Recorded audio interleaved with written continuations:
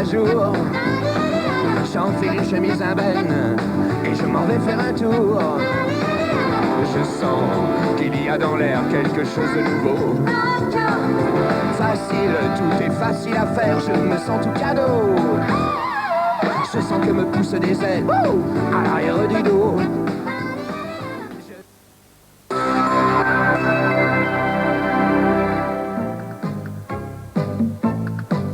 Ils sont trois. Ils sont jeunes. Ils sont heureux. Ils ne savent pas que le cauchemar a déjà commencé. Un univers de risques. Un univers de drame. Un univers de suspense. Un univers de mélancolie. Un univers de sport. Un univers de violence. Un univers d'amour. Dans Noël au Congo.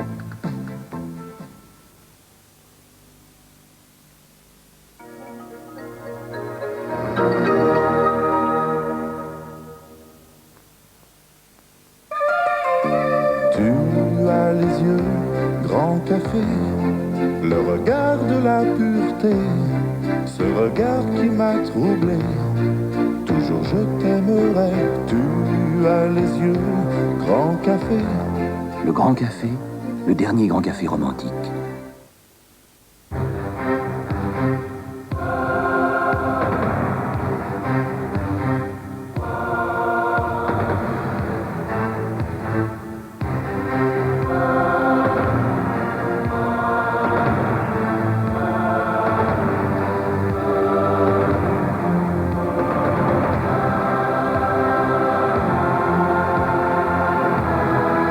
Mitsubishi Colt, la force et la beauté.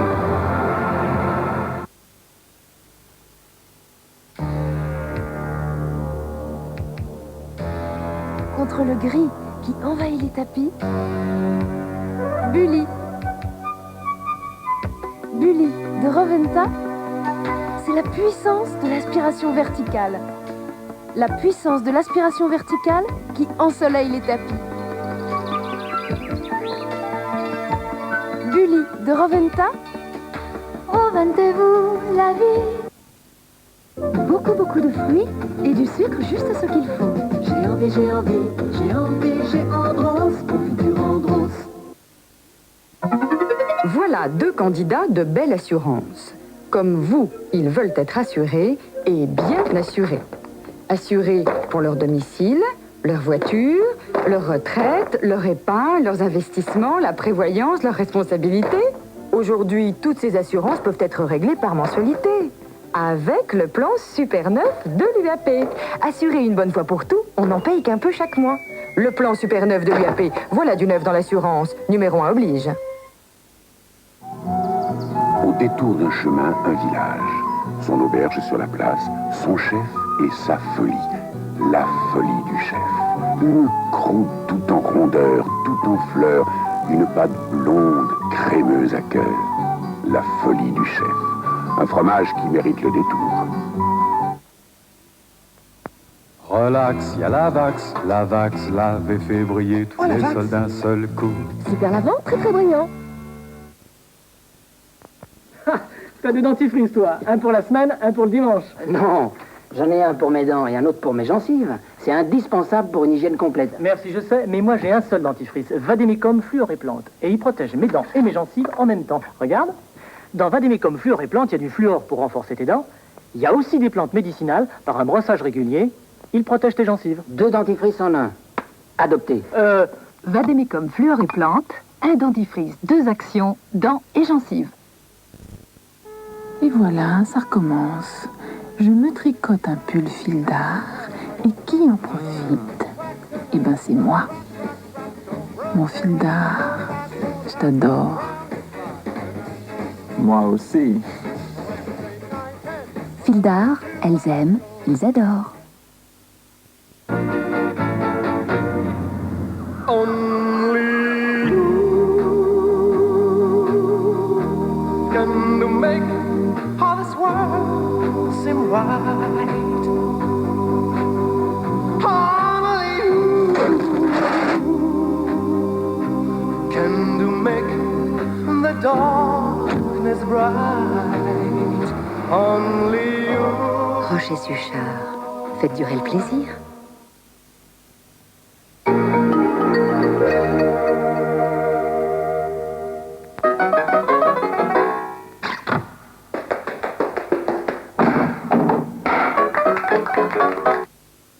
Le dimanche 16 mars, vous le savez, nous allons voter. Voter pour les élections législatives, mais aussi pour les élections régionales.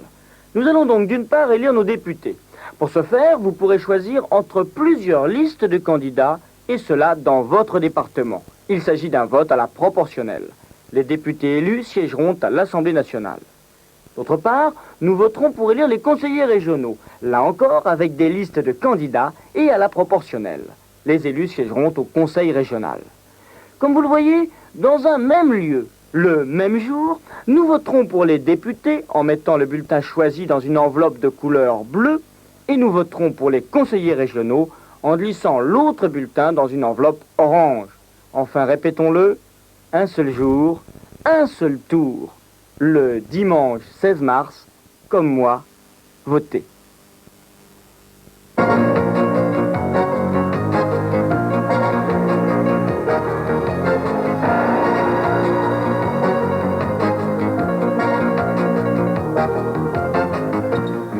La fin de la dictature Marcos aux Philippines, Cory Aquino a gagné son combat. Moscou, dès l'ouverture du 27e congrès, Mikhail Gorbatchev annonce la rupture avec l'ère Brejnev. Le projet de loi sur la flexibilité sera voté avant le 19 mars. Les sénateurs l'ont renvoyé aujourd'hui devant les députés. François Mitterrand, interviewé par Marguerite Duras, soir 3, a assisté à l'entretien. Le dollar au plus bas, jusqu'où ira la chute et à qui va-t-elle profiter? Mesdames, Messieurs, bonsoir. Cory Aquino a donc gagné. Elle est devenue aujourd'hui la présidente des Philippines, reconnue aussitôt par le gouvernement américain. Le dernier acte de la chute de Marcos s'est joué en quelques heures aujourd'hui. L'ancien dictateur et sa famille ont maintenant trouvé refuge dans la base américaine de Clark. Jean-Luc Mertens nous retrace le film de cette journée vraiment étonnante. Ils ont attendu toute la soirée, prêtres et religieux en tête. Ils ont même allumé des feux de joie. Et brusquement, c'est l'assaut, quelques échanges de coups de feu entre les assaillants et des irréductibles retranchés dans le palais. Quelques tabassages aussi. Le sac du palais de Malacanang peut alors commencer.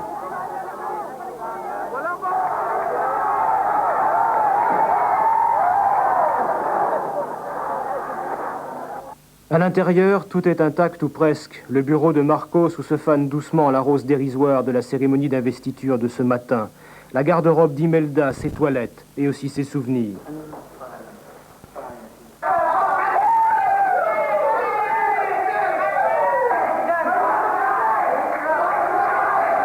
Ce soir, le petit peuple de Manille roule sur les tapis du dictateur déchu. Une revanche à la mesure d'une très, très longue attente.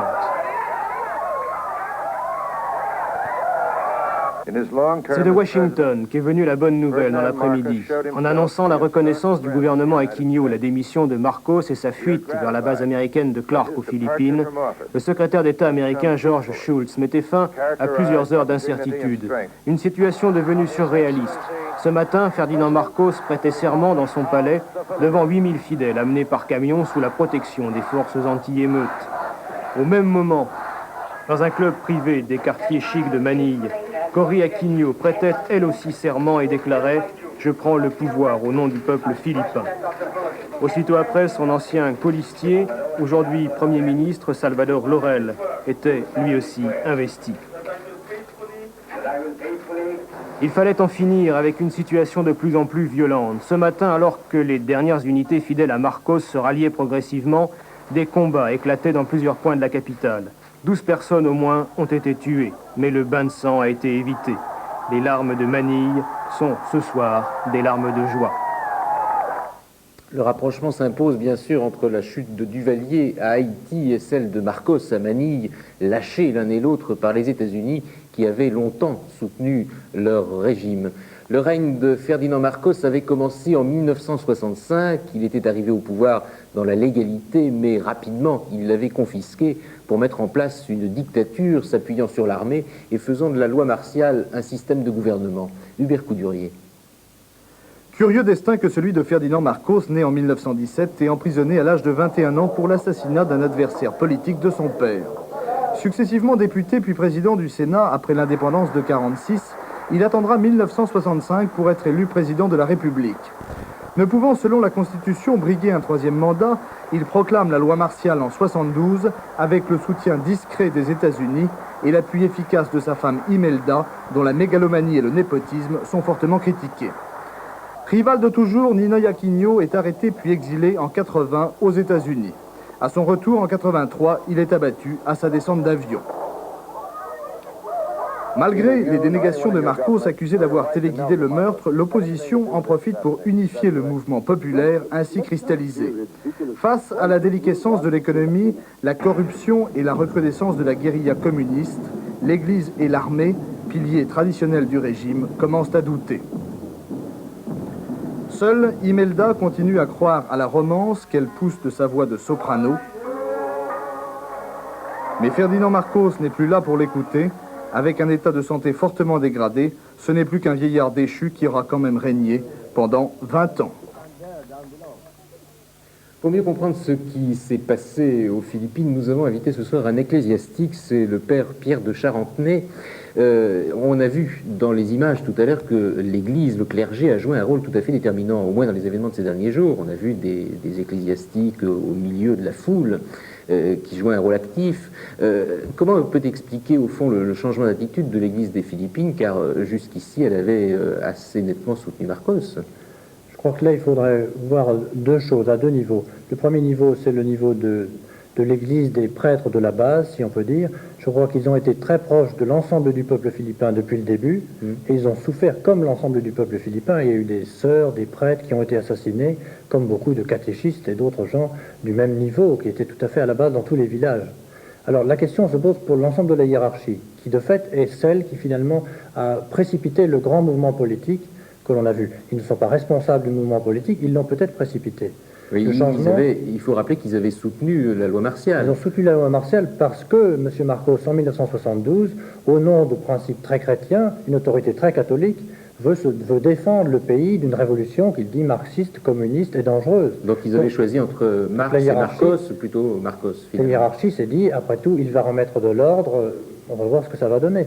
Et au bout d'un certain temps, à partir des années 80, je pense, la hiérarchie petit à petit a dénoncé ce que M. Marcos avait fait progressivement, et on a vu par exemple le cardinal Sin demander à M. Marcos de quitter le pouvoir dès 1982, donc il y a 4 ans. Donc c'est pas tout à fait il y a 3 semaines ou il y a 1 an que le cardinal Sin et les évêques sont plutôt contre M. Marcos, mais depuis plusieurs années.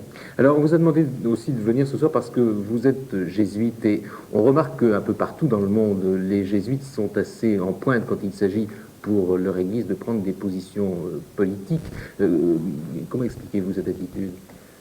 L'ensemble de la Compagnie de Jésus, dans différents lieux, est de fait très au contact des événements qui se passent comme ceux que l'on a vus aux Philippines, parce qu'elle est intégrée dans tous les diocèses, dans toutes les paroisses, etc. Donc elle vit ce que vit l'ensemble de l'Église. Bon, elle n'a pas pris un rôle tout à fait particulier aux Philippines. Je crois qu'elle a été partie prenante, mais sans plus aux Philippines. Quelle est l'attitude du Vatican à cet égard? Parce que, bon, là, il soutient le régime de Mme Aquino. Est-ce que son attitude a changé? On sait, par exemple, qu'il est hostile à la théologie de la libération. Alors, il est hostile à certaines théologies de la libération, celles qui inviteraient des prêtres, des religieuses ou des chrétiens à prendre les armes. Mais les documents du Vatican ne sont pas du tout hostiles à une libération. Je crois que le soutien de Jean-Paul II à l'action du cardinal Sin, elle vient du fait essentiel que le cardinal Sin a voulu que soit respecté dans le pays le droit. Et c'est pour ça que l'ensemble des évêques, après les élections du 7 février, ont manifesté de manière si forte pour que le droit soit respecté. Pas tellement pour Cory Aquino elle-même, mais pour que le droit soit respecté, pour que la démocratie soit rétablie.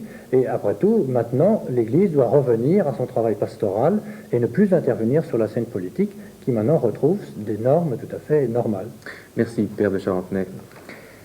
L'ère Brejnev est bien finie. C'est le message essentiel qu'on retient ce soir du 27e congrès du Parti communiste soviétique qui vient de s'ouvrir à Moscou. Dans un long discours, Mikhail Gorbatchev s'est livré dès aujourd'hui à une critique en règle de ses prédécesseurs. De Moscou, le compte-rendu de Daniel Sèvres de Radio France Internationale. Moscou a pris son air des grands jours pour l'ouverture du 27e congrès du Parti communiste. Les rues ont été nettoyées, les magasins sont approvisionnés en produits habituellement introuvables.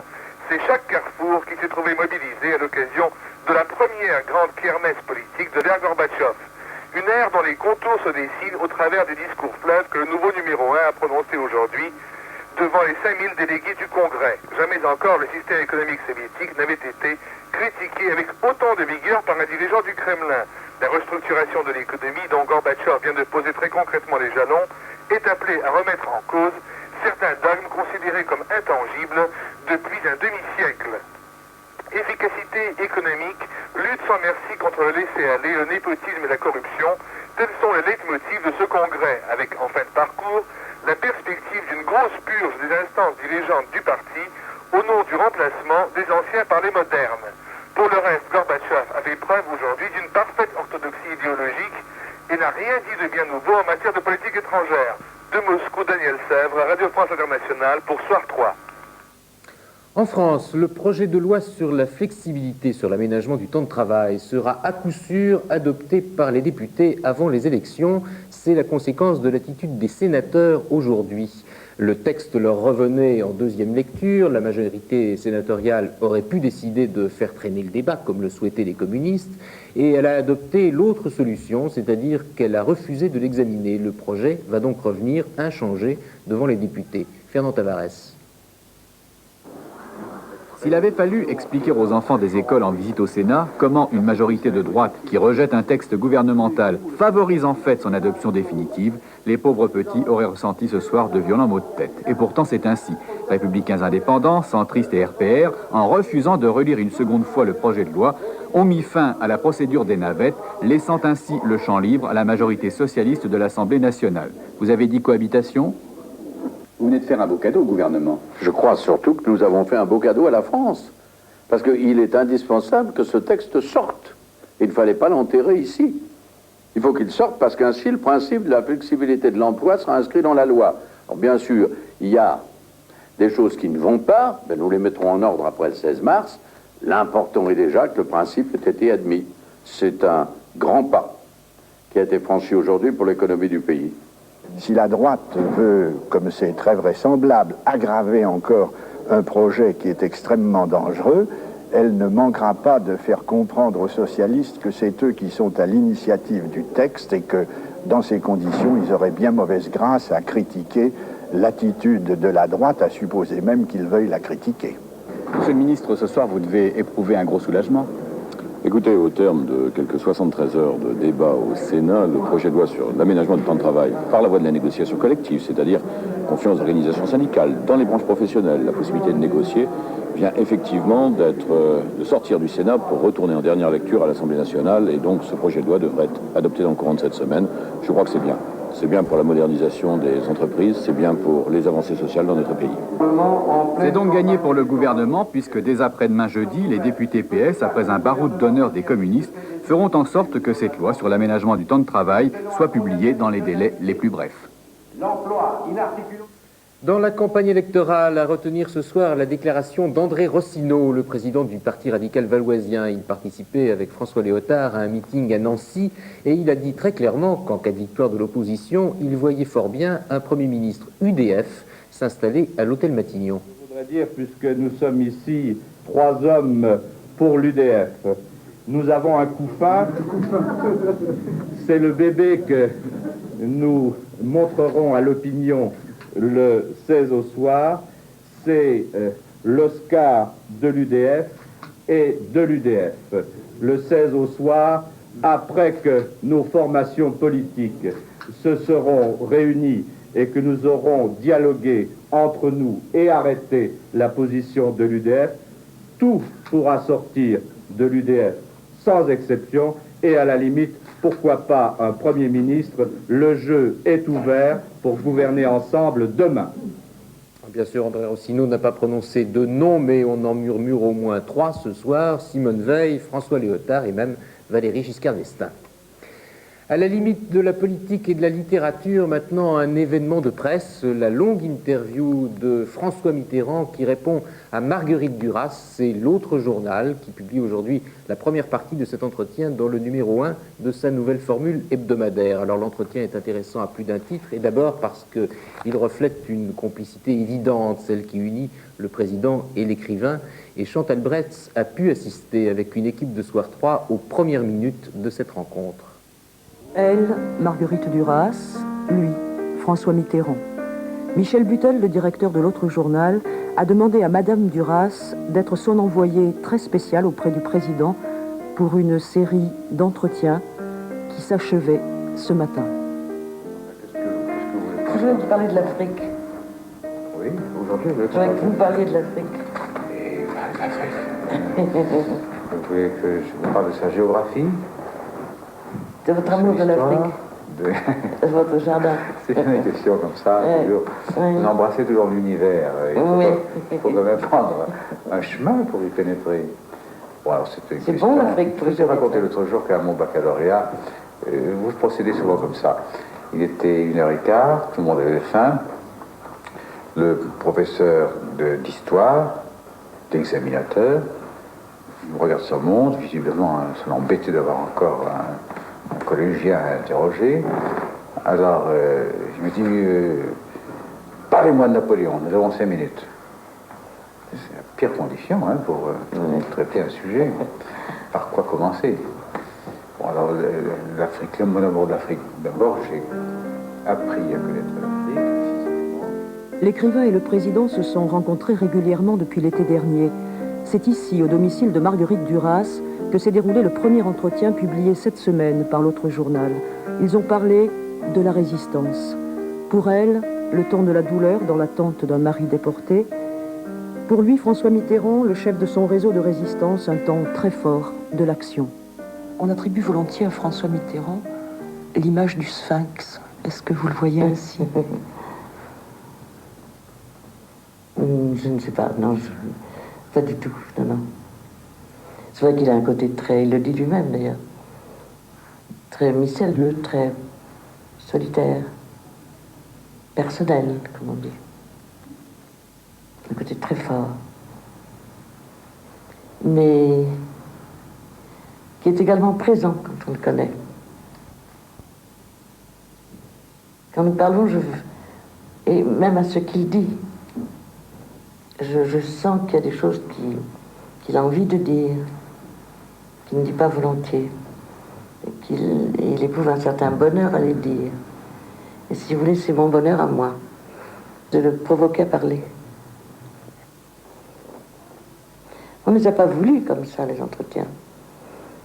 Et chaque fois, on est un peu débordé par ce qu'on a dit. Et chaque fois, c'est François Mitterrand lui-même qui dit on va se revoir, parce qu'aujourd'hui, on s'est amusé. Et c'est comme ça, c'est de cette façon-là qu'il est arrivé à dire des choses essentielles, à mon avis. On va se laisser conduire par la conversation, hein? Bon, d'accord. Faites comme vous voulez, hein? C'est moi qu'on interroge. Mais on va commencer par la première qui est très simple. L'été à Paris. Est-ce que vous aimez l'été à Paris?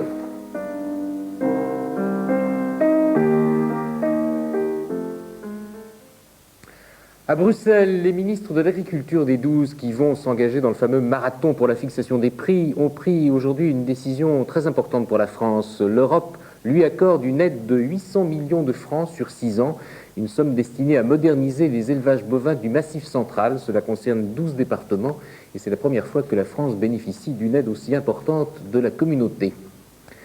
Football maintenant. Avant de se lancer dans le mondial, la France va disputer 2 matchs de préparation, l'un contre l'Argentine et l'autre dès demain soir contre l'Irlande du Nord. Ce sera une très grande soirée au Parc des Princes qui pourra applaudir le capitaine Platini. C'est bien sûr le principal atout de l'équipe de France, mais elle pourra compter aussi sur un nouveau venu très prometteur que le public va découvrir. Il s'appelle Jean-Pierre Papin. On ne le connaît guère puisqu'il ne joue pas dans le championnat de France. Ce jeune footballeur a fait une ascension fulgurante puisqu'il y a 2 ans, il jouait encore en 3e division. Michel Drey nous le fait découvrir. Dans la neige de Jouy-en-Josas, un ballon, des souliers et des crampons. On a surtout remarqué ceux d'un attaquant de 22 ans, Jean-Pierre Papin. Aujourd'hui, il joue à Bruges. Avec son club, il a déjà marqué 20 buts. Après l'INF de Vichy et un passage éclair à Valenciennes, le club nordiste, pour des raisons financières, le transfère à Bruges. De Bruges au camp de l'équipe de France, il n'y a qu'une frontière que Papin franchit avec tout son talent et son ambition. Vous allez faire plusieurs baptêmes, l'équipe de France, le Parc des Princes en plus. Oui, effectivement, j'ai jamais joué sur le Parc des Princes. Et en plus, jouer une première fois en temps titulaire, c'est fantastique. Est-ce que vous avez l'impression d'avoir une grosse carte à jouer pour être du voyage au Mexique? Vous y croyez au fond de vous-même? J'y crois, oui, si j'y croyais pas, je pense que je serais pas là. Bon. Demain, je vais faire tout mon possible pour marquer un but déjà. Ça sera déjà une bonne satisfaction, faire un bon match et montrer que je suis pas en Belgique pour rien. Au centre de l'attaque, Jean-Pierre Papin sera associé à Dominique Rocheteau, actuellement meilleur buteur du championnat de France. Pat Jennings, gardien de la sélection irlandaise, peut s'attendre à une belle soirée demain au Parc des Princes. Si l'attaque française reste toujours le point d'interrogation du sélectionneur, la défense, en revanche, offre de sérieuses garanties. Joël Batz, l'inamovible gardien, est l'un des atouts du Club France. La charnière Baptiston-Bossis est intéressante dans la perspective du mondial. Dans les 2 matchs que nous avons conclus, il y avait une équipe britannique, c'est-à-dire irlandaise, c'est un style de jeu, et puis par opposition, on a conclu un match avec l'Argentine, un football sud-américain. Je crois que pour nous, il est important de nous mesurer d'être confrontés à toutes les formes de jeu, puisque si nous voulons aller loin au Mexique, eh bien, nous sommes peut-être appelés à rencontrer ces différentes formes de football. Les convictions d'Henri Michel, ce sont des confirmations qu'on attend entre l'Irlande et l'Argentine, ou est-ce qu'il cherche encore un petit quelque chose? Bien, c'est la continuité. Je voulais aussi que la coupure ne soit pas trop longue entre le moment de la qualification et le début de la compétition. Et puis je crois aussi que c'est l'occasion, et vous avez cité l'exemple de Papin tout à l'heure, ça peut être une découverte, et peut-être qu'au mois de juin, nous serons contents d'avoir fait ce match et d'avoir fait débuter Jean-Pierre Papin. À Jean-Pierre Papin de prouver demain que ce ne sont pas seulement les défections qui ont obligé Henri Michel à le titulariser. En Coupe de France, une grosse surprise ce soir. En match retour des 16e de finale, l'équipe de Chaumont, une équipe de 2e division, vient de battre Bastia 3-0. Bastia est en première division, bien sûr, et avait battu Chaumont au match aller 4-1. À la Bourse de Paris, une petite pause dans la hausse des valeurs françaises. Aujourd'hui, la poursuite de la baisse du dollar. Henri Loret. Pas de véritable surprise, la baisse du dollar s'est logiquement poursuivie à la suite des déclarations des responsables américains en faveur de la poursuite de ce mouvement. Voilà la monnaie américaine officiellement sous les 7 francs, 6 francs 93 exactement à Paris. Essoufflée par le marathon spectaculaire des 2 précédentes séances, la Bourse de Paris a marqué une petite pause dans une...